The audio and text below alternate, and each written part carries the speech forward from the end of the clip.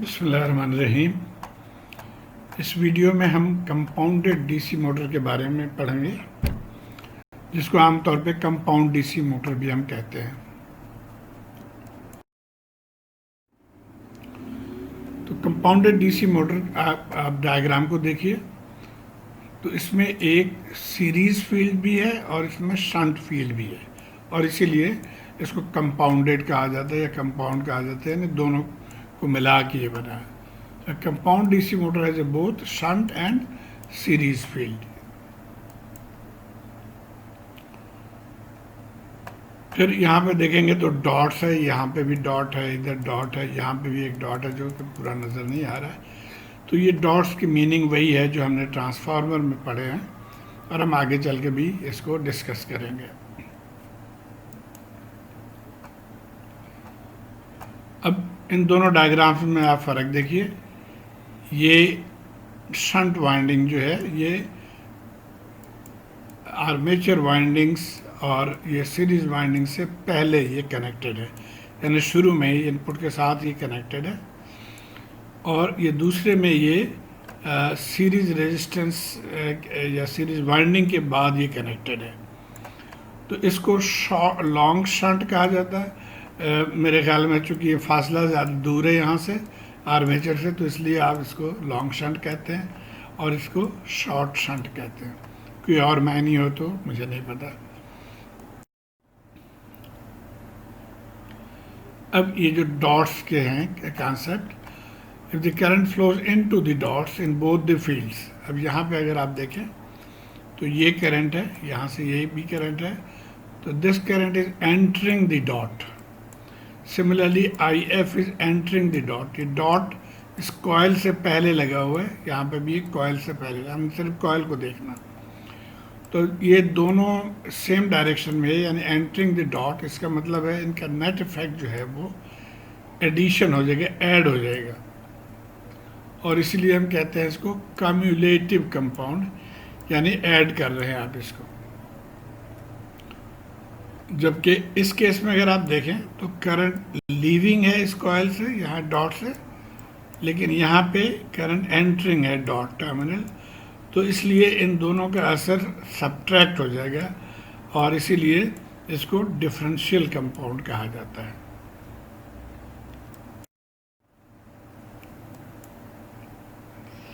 अब आइए हम इसके जनरल वोल्टेज इक्वेशन देखते हैं। ये वोल्टेज यहाँ पे VT है, और हम कह सकते हैं कि ये चूँकि उसके पैरेलल में है तो यहाँ पे भी वोल्टेज VT है, और बाई KVL अगर आप लिखना चाहें तो आप ये लूप लिख सकते हैं वोल्टेज। वैसे आई होप कि अब आप इतना एक्सपर्ट हो गए होंगे कि आप यहाँ से डायरेक्ट लिख सकें कि VT इज़ EA, और प्लस यहाँ पे जो वोल्टेज ड्रॉप है, तो ये हम लिख रहे हैं कि VT is equal to EA plus IA RA plus RS। RA armature resistance है और RS सीरीज रेजिस्टेंस है।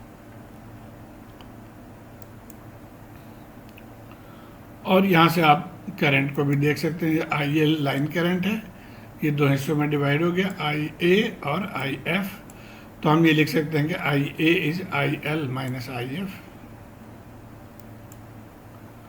और IF is equal to VT over RF। यहाँ से देखें ये VT है, तो IF हम this voltage divided by resistance, तो हम इस रेजिस्टेंस को ले रहे हैं RF। ये दोनों आप समझे कि इकट्ठे यहाँ शामिल हैं, और इंडक्टर्स के कोई चूँकि इसकी कोई रेजिस्टेंस नहीं है, तो इसलिए हम इसको नहीं कंसिडर करेंगे।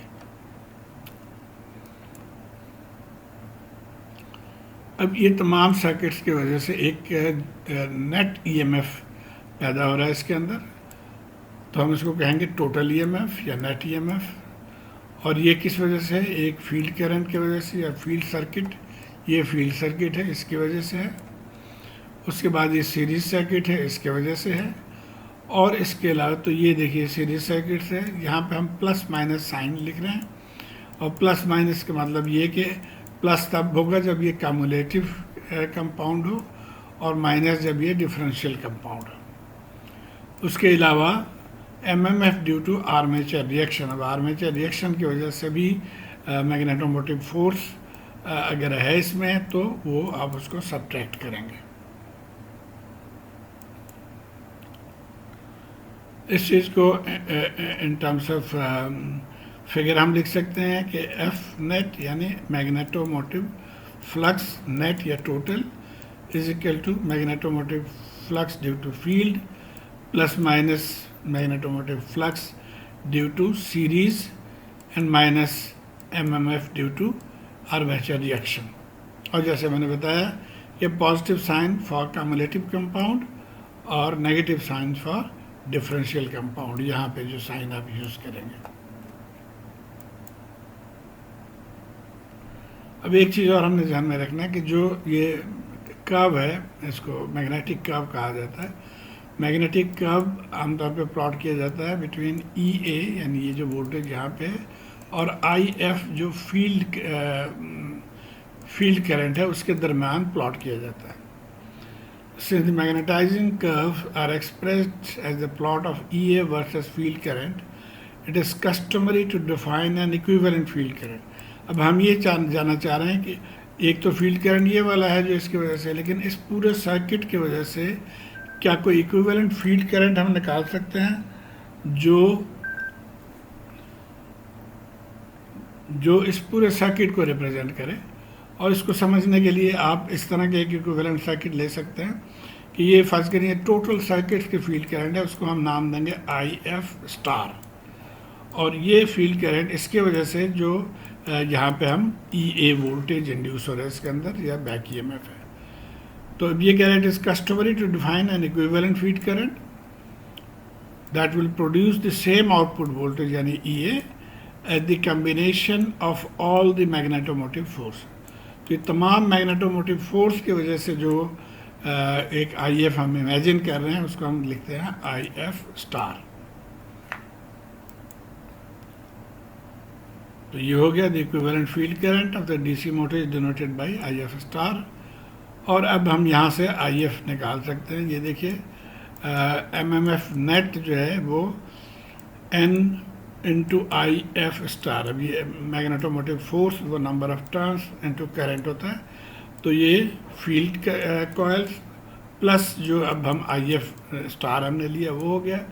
यहाँ पे N F into I F जो कि ऑलरेडी इस सर्किट के है प्लस एन एस जो सीरीज टर्न्स है इसके एन एस, और इसमें जो करंट है वो आई ए वो हो गया, और माइनस जो उसके रिएक्शन की वजह से आर्मेचर रिएक्शन की वजह से जो एम एम एफ है वो। तो अब यहाँ से हम आई एफ निकाल सकते हैं by dividing by N F. तो ये हमारे पास आई एफ स्टार इक्वेशन आ गया। इसको हम आगे सवाल सॉल्व करते वक्त इसको हम यूज़ करेंगे। एक और चीज़ है टॉर्क स्पीड कैरेक्टरिस्टिक्स को देखते हैं। बेसिकली आप देखें तो ये हमारा डायग्राम था इसको कम्युलेटिव मोटर के लिए। In the cumulative compound motor there is a component of flux which is constant and another component which is proportional to armature current। तो एक फ्लक्स इसकी वजह से है जो कि ये कांस्टेंट है, और एक फ्लक्स इसकी वजह से है जो आर्मेचर करंट की वजह से इसमें चेंजेस आ सकते हैं। आर्मेचर करंट के मिकदार डिपेंड करेगा इसके साथ, मोटर के साथ लोड आपने कितना कनेक्ट किया है, तो इसलिए ये वेरिएबल है।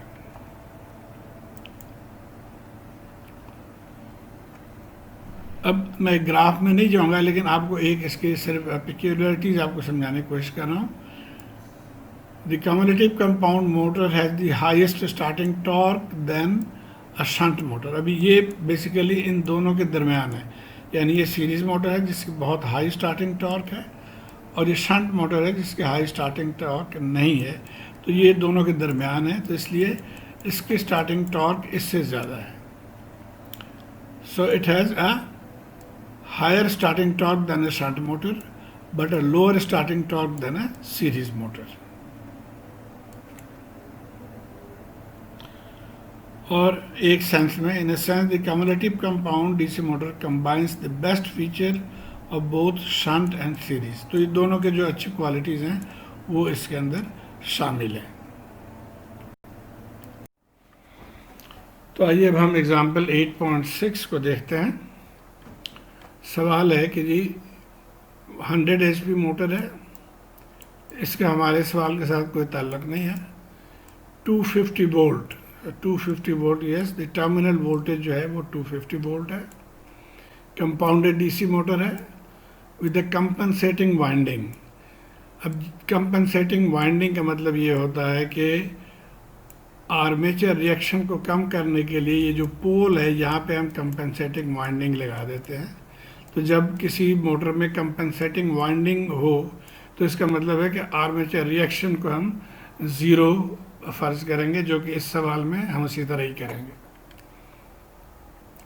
It has an internal resistance including the series winding of 0.04। तो ये दोनों रेजिस्टेंस, आर्मेचर रेजिस्टेंस और सीरीज रेजिस्टेंस मिला के 0.04 ओम है। The machine is shown in figure, तो ये है machine, and its magnetization curve is shown in this figure. तो ये मैग्नेटाइजिंग कर्व है और ये आमतौर पे फील्ड करंट और जो ई ए है उसके दरमियान इसको प्लॉट किया जाता है। तो दी ओपन सर्किट टर्मिनल वोल्टेज, ये वोल्टेज या ये वोल्टेज यहाँ पे प्लॉट किया गया है वी टी, जो कि सेम है। यहाँ पे ओपन सर्किट का मतलब इसके अंदर कोई करंट फ्लो नहीं कर रही, तो वी टी और ई ए यहाँ पे सेम होगा। At no load the field resistance has been adjusted to make the motor run at 1200 RPMs. तो अब इसको एडजस्ट करके हमने इसकी आरपीएम जो है वो 1200 पे सेट कर दिया, जबकि मोटर के साथ कोई लोड कनेक्टेड नहीं है। अब इसका मतलब ये हुआ कि जब लोड कनेक्टेड ना हो तो आर्मेचर करंट ज़ीरो होता है, ये आपने ध्यान में रखना है। सिर्फ फील्ड करंट की वजह से मोटर घूम रही होती है। The core mechanical and stray losses में भी नेग्लेक्टेड। मालूम क्या करना है, what is the shunt field current in this machine at no load. तो ये शंट फील्ड करंट हमने मालूम करना है at no load. If the motor is cumulatively compounded, find its speed when I A is 200। तो जब armature current 200 हो और मोटर कम्यूटेटिवली कंपाउंडेड हो, यानी ये डॉट और ये डॉट अपनी जगह पे हो, ये दोनों ना हो यहाँ पे, तो ये कम्यूटेटिवली कंपाउंडेड बन जाएगा। और तीसरा पार्ट ये है कि अगर मोटर डिफरेंशियली कंपाउंडेड है तो फिर इसकी स्पीड क्या होगी जब आई ए 200 एम्पेयर हो। तो यहाँ पे अब हम ये स्क्वायर डॉट्स को कंसिडर करेंगे फॉर डिफरेंशियली कंपाउंडेड मोटर। तो आइए देखते हैं इसको सॉल्व करना। पहला हिस्सा, what is the shunt field current in this machine at no load. तो ये मोटर है, कोई इसके साथ लोड नहीं है, जैसे मैंने बताया कि इसका मतलब है कि आर्मेचर करंट जो है वो ज़ीरो है।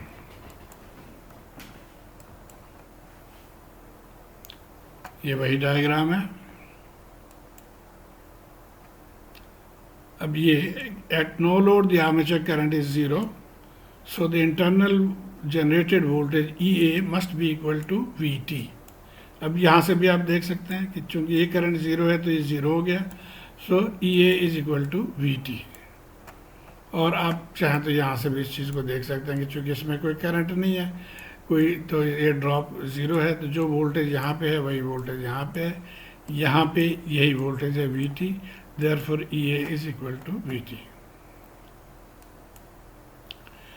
अब हम क्या करेंगे कि इस मैग्नेटाइजिंग कर्व के मदद से हम करंट मालूम करेंगे। हमें ई ए 250 आ गया, इस पे अब हम देखेंगे ई ए ये 250 है और इसके कॉरस्पॉन्डिंग जो करंट है वो फील्ड करंट है। जो कॉरस्पॉन्डिंग करंट 5 एम्पेयर है।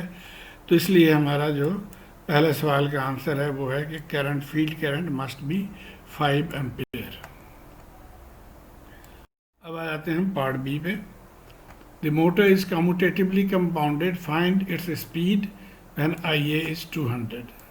तो आइए अब हम इसको रीड्रॉ कर लेते हैं। अब ये कम्यूटेटिवली कंपाउंडेड के लिए ये डॉट हमने ले लिया, यानी करंट एंटरिंग इस कॉयल से भी है और करंट एंटरिंग इस कॉयल में भी है, तो इनके जो नेट इफेक्ट है वो एडिशन है, ऐड हो जाएंगे।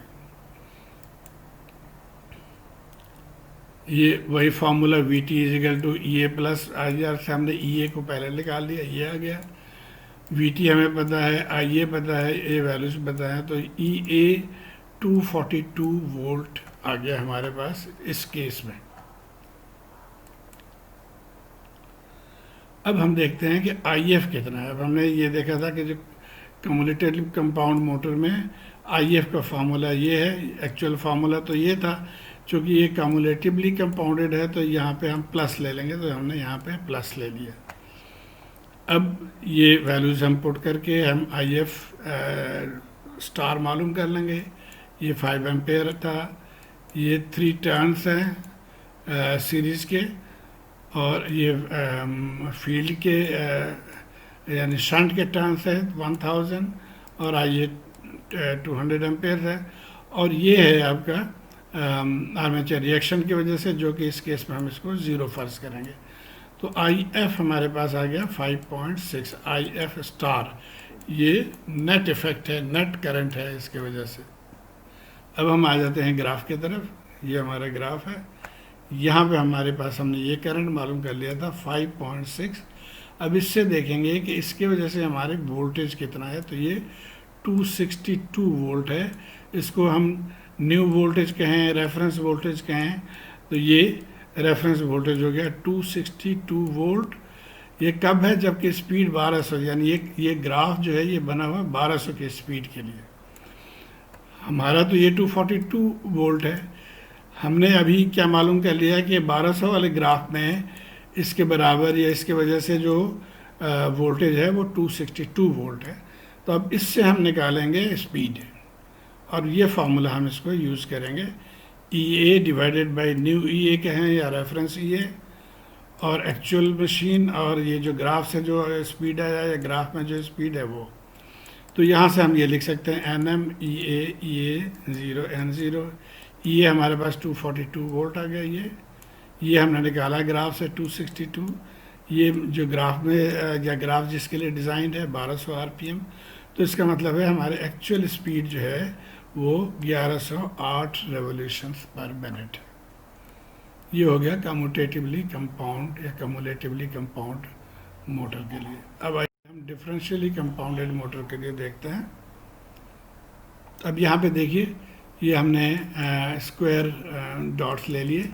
यहाँ पे देखिए current is leaving the coil, जबकि यहाँ पे current is entering the coil, यानी एंटरिंग द डॉट। एक्चुअली यहाँ पे लीविंग द डॉट, यहाँ पे एंटरिंग द डॉट। तो इसका मतलब है ये दोनों में फ़र्क है। तो ये डिफरेंशियल है, इनका रिजल्ट जो है वो डिफरेंशियल होगा या सब्ट्रैक्शन होगा। तो अब ये चूँकि डिफरेंशियली कंपाउंडेड है, तो ये जो फार्मूला हमने निकाला था IF के लिए, यहाँ पे अब माइनस साइन आ जाएगा बजाय के प्लस साइन के। बाकी चीज़ें उसी तरह हैं। ये इसका असर ज़ीरो हो गया, ये वैल्यूज हमने पुट कर दिया। अब 4.4 एम्पेयर आ गया। अब फिर उस ग्राफ से हम न्यू EA निकाल लेंगे। अब इस ग्राफ में देखिए ये 4.3 लाइन है, ये तो ये 4.4 तकरीबन यहाँ पे है। तो इसकी वजह से जो वोल्टेज है वो 236 वोल्ट आ गया। अब अगेन उसी फार्मूले में हम डालेंगे। ये हमारा ओरिजिनल है 242, ग्राफ से आया 236, ग्राफ स्पीड 1200 है, तो एक्चुअल स्पीड हमारा 1230 RPM। अब यहाँ पे एक मज़ेदार कमेंट्री है, उसको आपने जहन में रखना है। Notice that the speed of the commutatively compound motor decreases with load, जो कि नेचुरल है कि जब आप लोड बढ़ाते हैं तो स्पीड को कम होना चाहिए। तो कम्युलेटिव केस में ये कम हुआ एक्चुअली, लेकिन डिफरेंशियल के केस में ये ज़्यादा हो गया। 1200 से देखिए 1230 आ गया। तो ये आपने जहन में रखना है इस चीज़ को। अब एक फाइनली हम इसके स्पीड कंट्रोल कैरेक्टरिस्टिक्स देखते हैं। जिस तरह शंट मोटर में जो चीज़ें हैं वही चीज़ें यहाँ पर भी इस्तेमाल होती हैं। यानी जब आप फील्ड रेजिस्टेंस चेंज करके स्पीड चेंज कर सकते हैं, आर्मेचर वोल्टेज चेंज करके भी स्पीड चेंज कर सकते हैं, और आर्मेचर रेजिस्टेंस को चेंज करके भी स्पीड चेंज कर सकते हैं। अब ये कह रहे हैं कि theoretically the differentially compound DC motor could be controlled in a similar manner, जिस तरह से कम्युलेटिव में हमने किया। Since the differential compounded motor is almost never used, that fact hardly matter. So ये चूँकि इस्तेमाल ही नहीं होता तो इट डजंट मैटर। तो उम्मीद है आप इसे समझ गए होंगे कि किस तरह से आप कंपाउंडेड मोटर के सवाल को सॉल्व करेंगे। शुक्रिया।